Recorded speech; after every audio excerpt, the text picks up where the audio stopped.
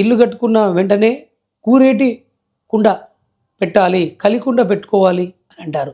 దీనివల్ల ప్రయోజనం ఏమిటి? అంటే తీసుకుపోయి కుండ ఓ మూలకు పెట్టేస్తే అది అలా పడి ఉంటుందని కాదు కదా! దానికి దాంట్లో ఏమి అంతరార్థం దాగి ఉన్నది? ఎందుకు ఈ గృహప్రవేశం అనే సందర్భంలో మరి అత్యంత వేడుక కార్యక్రమంగా కూరెడుకుండను ఎందుకు చూస్తారు కలికుండను అని? అంటే కూరెడుకుండలో ఏముంటుంది అంటే లక్ష్మీదేవి ఉంటుంది అని. అంటే లక్ష్మీ పార్వతి స్వరూపిణి, అంటే లక్ష్మీదేవి నిలయమై ఉంటుంది అని. ఆ లక్ష్మీదేవి అనేక రూపాలలో ఉంటుంది. డబ్బుల రూపంలో ఉంటుంది, పసుపు కుంకుమ రూపంలో ఉంటుంది, బంగారు వస్తువు రూపంలో ఉంటుంది, సిరి సంపదల రూపంలో ఉంటుంది, భూమి రూపంలో ఉంటుంది, ధాన్యంలో ఉంటుంది, ఆరోగ్యంలో ఉంటుంది. లక్ష్మి లేని చోటే లేకుండా ఉంటుంది. కానీ పుల్లని పదార్థంలో లక్ష్మీదేవి చాలా గొప్పగా ఉంటుంది అని. ఈ కూరెడుకుండ అనే దాంట్లో కలి అని పుల్లని పదార్థంలో లక్ష్మీ స్వరూపిణి ఉంటుంది. ఈ లక్ష్మీ స్వరూపిణి పుల్లని పదార్థం ద్వారా ఆరోగ్యాలను ఎంతో మేలుపరుస్తాయి. ఈ కలికుండ వల్ల ఏం ప్రయోజనం అంటే, ఈ కలికుండ ఇంట్లో పెట్టడం ద్వారా లక్ష్మీదేవిని కులదేవతగా ఆరాధించడం, అంటే లక్ష్మీ అనుగ్రహము కుటుంబం మీద ఉండడము. అలానే కాకుండా ఆ కలి ద్వారా మనం అన్నంలో వార్చుకొని తింటే అన్నంలో విటమిన్ సి పుల్లని పదార్థము జత చేయబడి వాటి ద్వారా పుల్లని పదార్థం తినడం వల్ల అద్భుతమైనటువంటి జీర్ణాశయం పనిచేయడము, ఆరోగ్యదాయకంగా ఉండడము, విటమిన్ సి లభించడము అనే మరి సైన్స్ ప్రకారం సైంటిఫిక్ విషయం కూడా అందులో దాగి ఉంది. అలానే కులదేవతగా లక్ష్మీదేవత ఉంది. ఈ రెండుతో పాటు ఇంకో ముఖ్యమైనటువంటి విషయం దాగి ఉంది. ఇంట్లో ఏది ఉన్నా లేకున్నా, ఇప్పుడు ఇంట్లో కుటుంబం ఉండాలంటే భోజనం చేసుకోవాలి.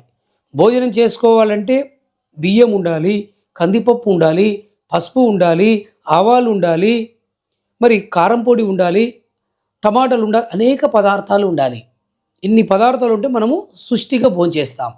కానీ కలికుండ ఉంటే మరి ప్రజలలో ఆనాటు అన్నమో రామచంద్ర అన్న స్థితులు ఇప్పటికి కూడా చాలా కుటుంబాలు ఇబ్బందుల్లో ఉంటాయి. అన్ని వస్తువులు సమృద్ధిగా ఉండవు. అందుకే పెద్దలు ఏది ఉన్నా లేకున్నా కలికుండ ఉంటే రోజులు గెల్లదీయొచ్చు, పూటలు గడపవచ్చు, బ్రతకవచ్చు మనిషి ఆకలి బాధలు లేకుండా అని. అంటే కలికుండ ఉంటే ఏదైనా జొన్న పిండి ఉంటే దాన్ని మరి అంబలుగా మార్చుకోవచ్చు, లేదా తైదపిండి ఉంటే దాన్ని అంబలుగా మార్చుకోవచ్చు, లేదా గంజి ద్వారా అంబలికి మార్చుకోవచ్చు అని.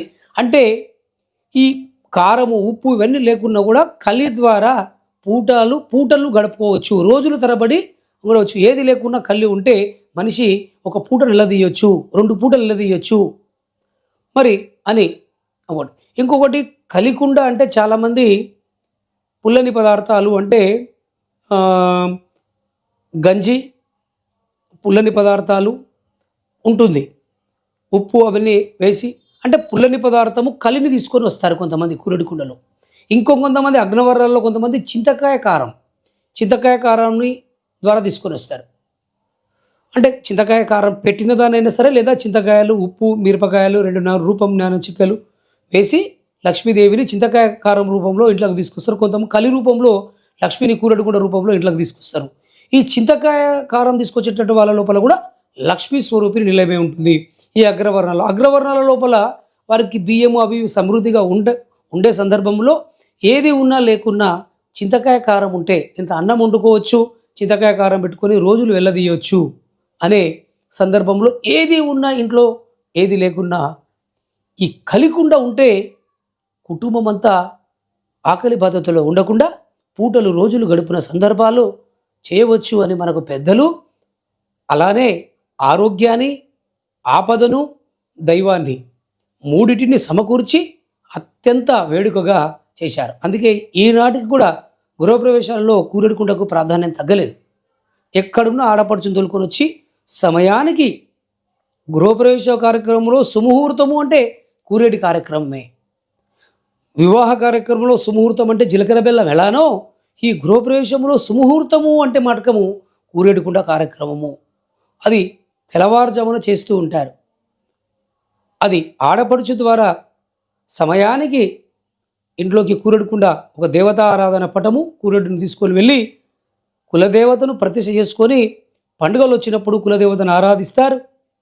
అప్పుడప్పుడు ఇంట్లో ఎవరైనా చనిపోతే కొన్ని రోజుల తర్వాత కుండను మార్చి కుండ పెట్టడము, అప్పుడప్పుడు పండుగలు వచ్చినప్పుడు కూరెడు కుండ కాడ దీపం ముట్టించి భక్ష్యాలు మీదైన తీపి పదార్థాలు పెట్టడం, అంటే నిత్యము కులదేవతకు ఆరాధనలు జరుగుతూ కుటుంబం సంతోషంగా ఉండే విషయంలో కూరేటికి అత్యంత ప్రాధాన్యత కలదు ఈ హిందూ సాంప్రదాయంలో అని మనము చెప్పవచ్చు.